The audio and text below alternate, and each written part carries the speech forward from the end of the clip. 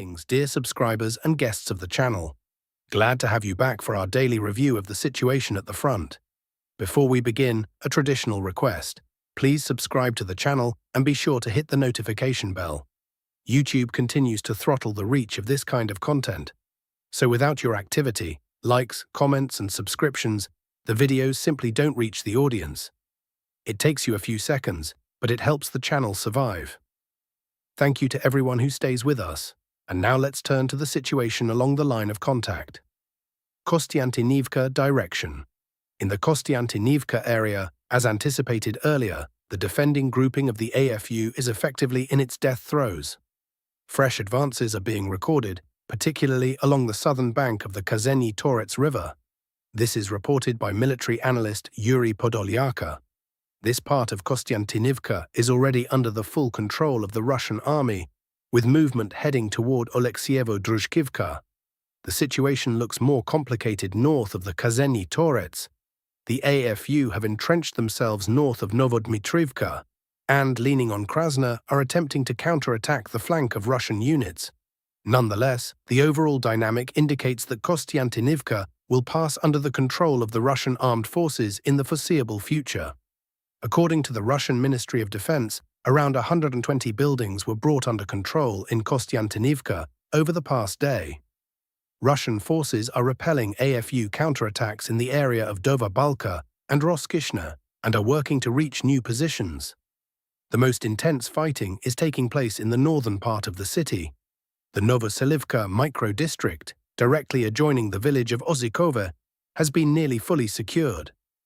In the southwestern part of the city, several AFU units remain encircled.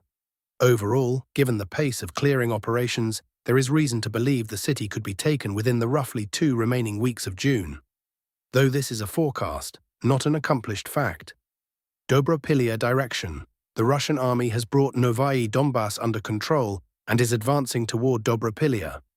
Extremely heavy fighting continues in the area of Rodinska and Shevchenko. Securing Novyi Donbass means enveloping Belitske from the north. In addition, Russian forces are reaching a short distance from Dnipropetrovsk. Fighting is underway on the southern outskirts of Torske, and movement toward Druzhkivka is being recorded. Russian forces have expanded their zone of control to the east of Novoalexandrivka and continue to push into the Shevchenko area. In Mern, meeting engagements continue. Worth noting separately is the sector under the responsibility of the center grouping. Following the capture of Vasilivka, movement to the north has begun. For now, the advance is small, just over 500 meters along a tree line, but the vector is clear. It points toward the villages of Novohryshin and Dnipropetrovsk. On the whole, the center grouping has yet to show any pronounced intensification, even though half of June has already passed. The AFU defense here is gradually being loosened, but caution is warranted in assessments.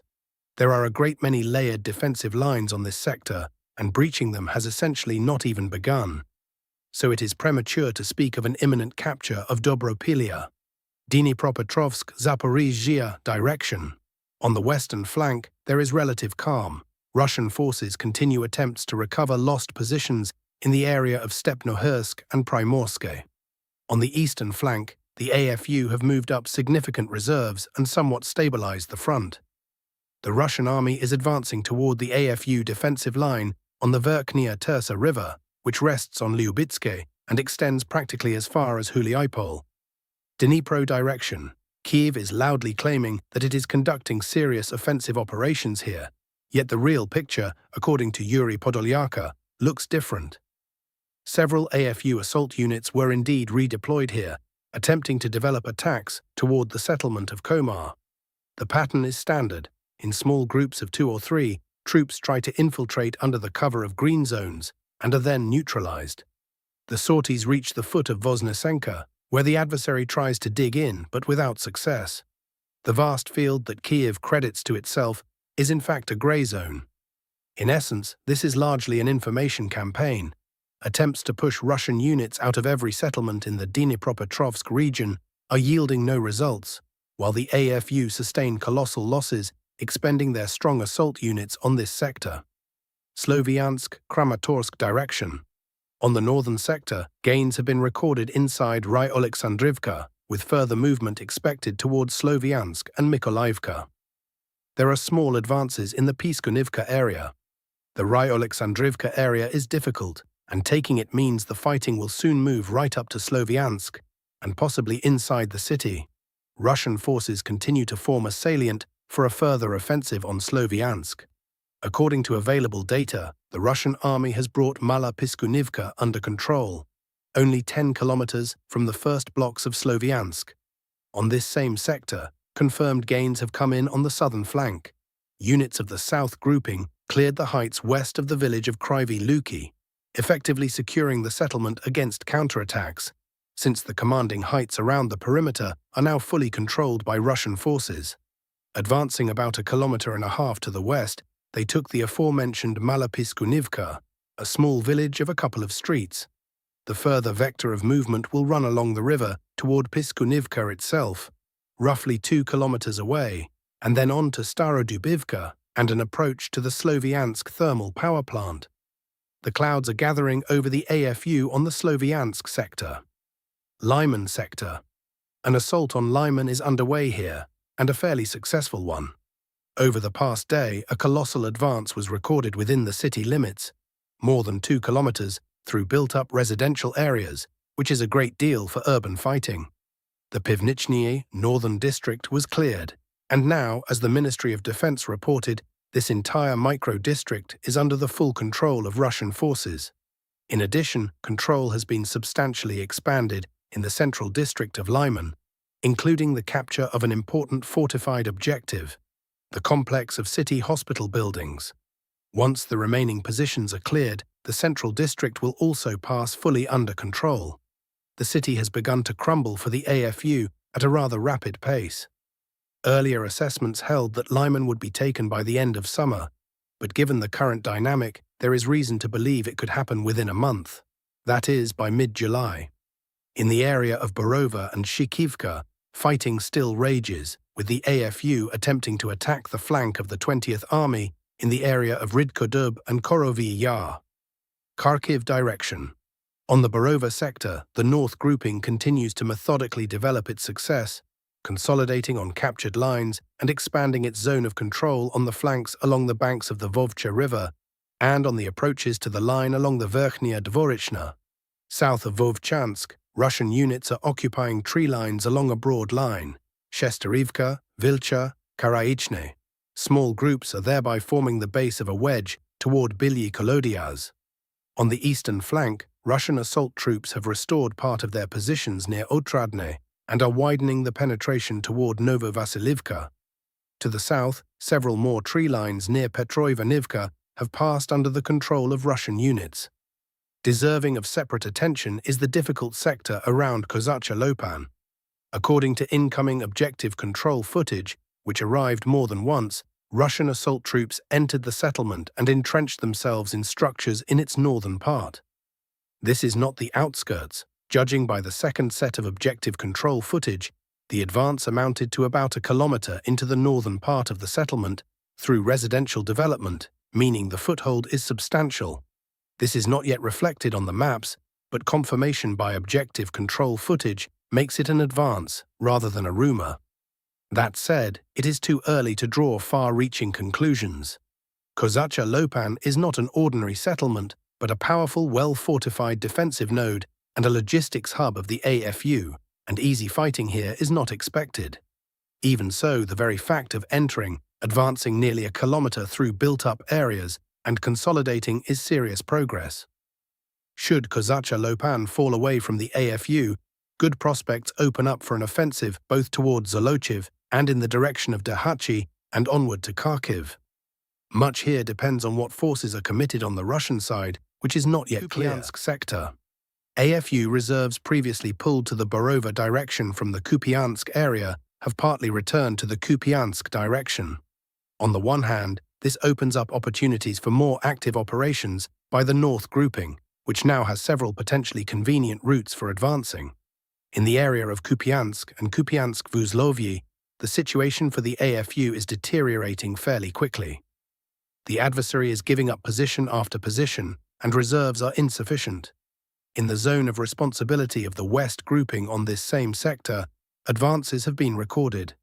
On the left bank of the Oskil River in the village of Podoli, the advance was microscopic, on the order of 200 meters into the residential development, and full control over the village has not yet been established.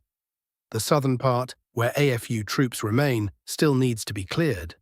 A far more substantial success was achieved farther south, in the area of the village of Zarizhov, where the advance took place along a sector nearly 4 kilometers wide. The eastern part of the village and the tree lines to its east were cleared. The village has had a hard fate. It was taken, then lost, then taken and lost again, the kind of swings typical of the Kharkiv region, but now success has once again been marked here. Little remains before the pocket is closed. The southern part of Zarizhov needs to be taken, Nova Krylyakivka and Bohuslavka cleared up, and the wooded areas adjoining the Oskil cleared. The encircled AFU grouping is supplied essentially only by heavy drones, and given the recent decline, holding these positions appears to be a matter of not much longer. On the whole, it is worth noting a characteristic AFU tactic, pushing infantry groups deep into the defense and then making claims of supposedly established control over territory. In practice, such groups, according to available objective control data, sustain extremely heavy losses. Sumy direction, north of Sumy, movement is being noted in the Khotan area. Russian forces are gradually reaching the line of the Oleshnya River, with the northern bank being cleared. An advance toward Mohritsia from the Russian border is being recorded. Movement is increasing in the direction of Mala and Velika Rybitsia, Mohritsia, the Khotan line, as well as Volzhanska, Kianitsia, and Krapivshina. Information that is not yet fully verified is coming in that Russian forces have pushed the AFU out of Bachivsk. At the same time, in the Sumy region itself, the pace of advance has slowed somewhat over the past day. To sum up the past day along the front line, one settlement and around 12.5 square kilometers of territory passed under control. Situation in the air and strikes. Over the past day, air defense crews destroyed 491 drones and 2 Flamingo missiles over Russian regions and the Black and Azov Seas. Around 60 drones were shot down on the approaches to Moscow. One device struck the grounds of an oil refinery in Kapotnya. The resulting fire was extinguished by daytime. In turn, Russian forces carried out nighttime strikes on targets in 6 regions of Ukraine. In Balaklia, Kharkiv region, a railway station and a substation were hit, and a series of explosions was recorded in the Mykolaiv and Dnipropetrovsk regions. Geopolitical bloc. A new phase of pressure from Washington is beginning. Donald Trump stated that he is now considering tightening sanctions against Russia, citing falling oil prices, and designated a Russia-Ukraine settlement as a priority following the end of the standoff with Iran. Witkoff and Kushner are expected to arrive in Russia at the end of June. In essence, the very dynamic of endless negotiations that we observed before is returning. Whether this will lead to real peace rather than a drawn-out process is a big question, and so far there is little reason for optimism. On the Iranian track, Iran's Foreign Minister Abbas Araghchi warned that Israeli attacks on Lebanon and continued occupation of Lebanese territory would be regarded as a violation of the Memorandum of Understanding with the United States. At the same time, Trump stated that in the event of an Israeli strike on Lebanon, the deal with Iran would not be broken, and he also said he had proposed that Israel allow Syria to deal with Hezbollah, expressing the view that Syria would handle it better. Simultaneously, the United States has begun lifting the naval blockade against Iran, as stated by Iran's Deputy Foreign Minister Majid Takht Ravanchi. According to Axios journalist Barak Ravid, the most stringent requirements regarding Iran's nuclear program may disappear from the draft memorandum. For now, the sides commit only to resolving the issue of accumulated stockpiles of enriched uranium and to discussing future enrichment within the framework of a final agreement. For the duration of the talks, Iran retains the current state of its nuclear program, while the United States commits not to impose new sanctions or build up its military presence. If a final agreement is signed, Washington would have to withdraw the additional forces redeployed to the region within 30 days and gradually lift sanctions. At the same time, according to the outlet, CIA Director Ratcliffe warned Trump of serious doubts within American intelligence about Tehran's readiness for nuclear concessions. As for the Strait of Hormuz, ship owners do not intend to resume transit until they are convinced of the reliability of the US-Iran deal. According to Jotaro Tamura, head of the world's largest tanker operator, this could take at least a couple of weeks, and possibly a month, since there have already been several false starts. Around 500 vessels have remained blocked in the Persian Gulf for more than 100 days, awaiting the opportunity to exit through Hormuz. It was previously reported that 40 to 50 days would be needed to fully restore navigation. According to Ukrainian sources, within a month, at most 45 days, the Russian side expects to shield its oil refineries, after which the fuel crisis in Ukraine should ease. Meanwhile, it is claimed that Kiev has already prepared a plan for strikes on other targets, including large grocery logistics warehouses, following the example of the recent strike on a warehouse in Elektrostal in the Moscow region. Questions about the Crimean Bridge come in frequently. According to available assessments, preparation for a strike is underway, and the AFU is not in a position to bring the bridge down, whereas inflicting damage is theoretically possible. A massive strike with the simultaneous use of various means of destruction is anticipated, while the window of opportunity for such an attack remains open roughly until the first half of August, after which protective measures for the structure will likely be reinforced. We emphasize that this concerns forecast assessments rather than confirmed facts. Belarusian President Alexander Lukashenko responded to Zelensky's statements about so-called Belarusian aggression. According to him, Ukraine is not building up its military contingent on the Belarusian border and lacks the forces to do so. Ukrainian territorial defense troops have, on the contrary, been pulled back roughly 40 kilometers from the border.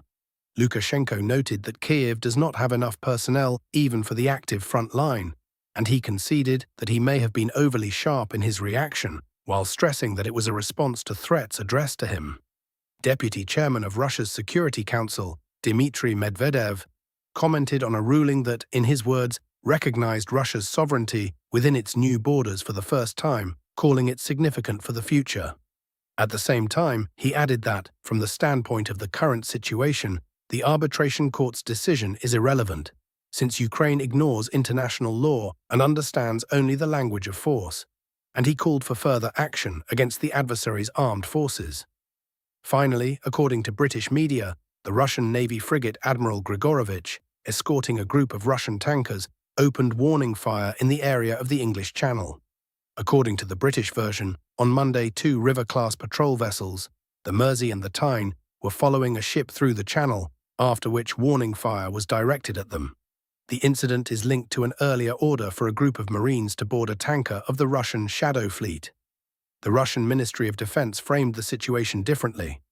According to the ministry, the crew of the Admiral Grigorovich spotted a yacht under the British flag following a dangerous closing course, repeatedly attempted to make contact, and fired signal flares, and after the distance had narrowed to 150 meters, the commander of the Admiral Grigorovich fired a preemptive shot, after which the British-flagged yacht changed course. The Ministry of Defense stated that the crew took all necessary measures to prevent an incident. We're following the development of all events, friends. If this episode was useful to you, leave a like, drop a comment, and subscribe to the channel. That's the best support for us amid the platform's restrictions. Peace and goodness to all. Be happy and healthy. This has been Ruslan Belov. See you tomorrow.